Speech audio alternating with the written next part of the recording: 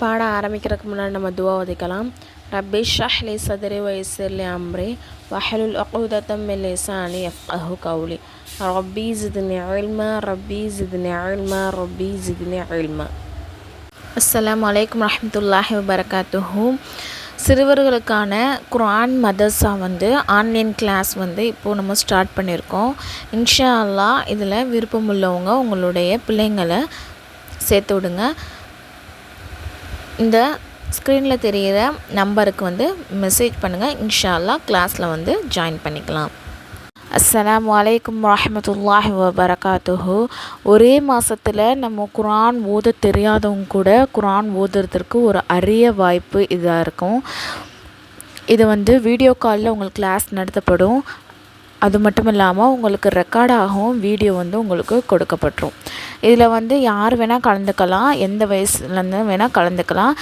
Only ladies மட்டும்தான். அப்படியே பசங்க சேரணும் அப்படின்னு சொன்னால் 10 வயசு கீழே உள்ள ஆண் பிள்ளைங்கள் மட்டும் இதில் ஜாயின் பண்ணிக்கலாம். ஒரே மாதம்தான். ஒரே மாதத்தில் இன்ஷா அல்லாஹ் நம்ம குர்ஆன் ஓத கற்றுக்கலாம். எந்த மாதிரி ஓதணும்னு சொல்லிட்டு ஓதுறதை கற்றுக்கலாம். இதோடைய ஃபீஸ் என்ன அப்படின்னு சொன்னால் ஒன்லி 200 ஒன்லி தான். இன்ஷா அல்லாஹ் இந்த ஒரு அரிய வாய்ப்பை நீங்கள் பயன்படுத்திக்கோங்க. நம்ம பாடம் பார்க்க போகிறது 4வது பாடம். ज़रूरी बातें जब कोई काम करने लगो पहले बिस्मिल्लाह पढ़ो. हर आदमी का पहला काम ये है कि वक्त पर नमाज पढ़े. रमज़ान आए तो रोज़े रखे. पाँचों वक्त नमाज पढ़ा करो, कोई नमाज कला ना होने तो. नमाज का वक्त अगर दुनिया का कोई काम आ बढ़े तो उसे छोड़ तो पहले नमाज पढ़ो. नमाज पढ़ो तो जल्दी ना करो, आहिस्ता आहिस्ता एक एक लफ्ज़ को समझ कर पढ़ो. अपना बदन और कपड़े पाक रखो और नमाज पढ़ने से पहले वज़ू कर लो. रोज़े में 3 को खाना पीना मना है. जो बच्चे रोज़ा रखते हैं उनको बड़ा जवाब मिलता है. रोज़ा रखो तो अल्लाह को याद करो. कोई बुरी बात ज़बान से ना निकालो, किसी की बुराई ना सुनो.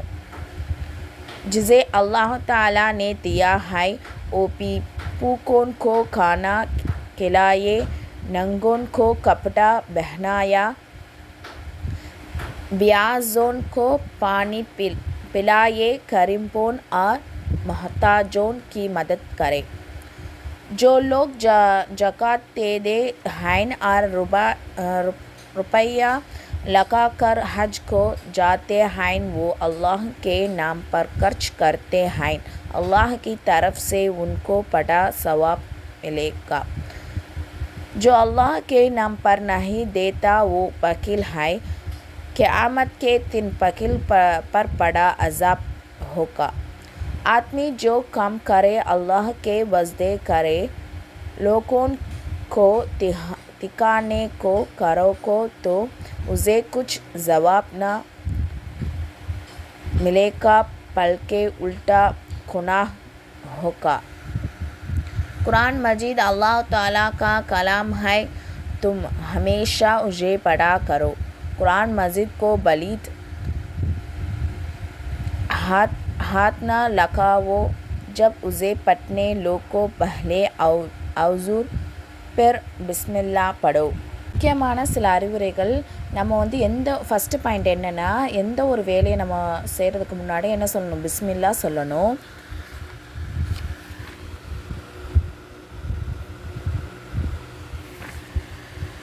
அப்புறம் செகண்ட் பாயிண்ட் என்ன அப்படின்னு சொன்னால், ஒவ்வொரு மனிதனும் என்னது முதல் கடமையை நேரத்தில் தொழுவணும். அதாவது அந்தந்த வக்தில் தொழுவணும். இவன் ரமலான் மாதம் வந்தால் நோன்பு நோக்கணும். செல்வந்தராக இருந்தால் என்னது ஜக்காத் கொடுக்கணும், ஹஜ்ஜு செய்யணும். அப்புறம் தேர்ட் பாயிண்ட் 5 வேளை தொழுகையும் என்ன பண்ணணும்? முறையாக தொழுவணும். எந்த தொழுகையும் என்ன பண்ணக்கூடாது? தவற விடக்கூடாது.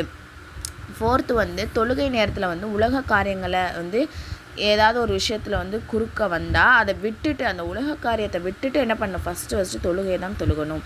ஃபிஃப்த்து பாயிண்ட் என்ன அப்படின்னு சொன்னால், தொழுகையில் என்ன பண்ணக்கூடாது? அவசரம் காட்டுறது கூடாது. நிதானமாக ஒவ்வொரு வார்த்தையும் புரிந்து ஓதணும். அடுத்து 6வது பாயிண்ட் வந்து உங்கள் உடல் மற்றும் ஆடைகளை வந்து என்ன பண்ணணும், தூய்மையாக வைத்திருக்கணும். தொழுவதற்கு முன்னாடி உழு செஞ்சுட்டு நம்ம சுத்தமாக தொழுகணும். அப்புறம் வந்து நோன்பு நோக்கும்போது பகல் நேரத்தில் உண்பதோ குடிப்பதோ கூடாது. அடுத்து 8th, நோன்பு நோக்கும் குழந்தைகளுக்கு வந்து என்னது பெரும் அதாவது என்ன சொல்லணும்னா நிறைய நன்மைகள் வந்து கிடைக்கும். சரிங்களா? அதே மாதிரி நோன்பு நோக்கும்போது அல்லாஹை வந்து நினைவு கூறணும். நாவுனால கெட்ட வார்த்தைகளை பேசாமல் இருக்கணும். பிறரை பற்றி தீமையாக கூறாதீர்கள். சரிங்களா? இதான் என்னது 9th பாயிண்ட். அப்புறம் 10, அல்லாஹ் யாருக்கு செல்வம் வழங்கிடலானோ அவர் பசித்தவர்களுக்கு உணவளிக்க வேணும். ஆடையற்றவருக்கு என்ன பண்ணணும், ஆடையை வழங்கணும். தாகித்தவங்களுக்கு தண்ணீர் கொடுக்கணும்.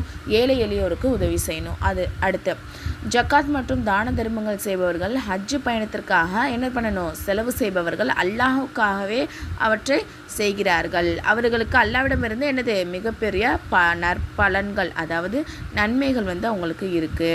அதே மாதிரி அடுத்த பாயிண்ட் வந்து அல்லாஹ்வின் பெயரால் என்ன பண்ணணும், தானம் செய்யாதவன் வந்து கஞ்சன் ஆவான். இறுதி தீர்ப்பு நாளில் அத்தகைய கஞ்சவனுக்கு என்னது பெரும் தண்டனை இருக்குது.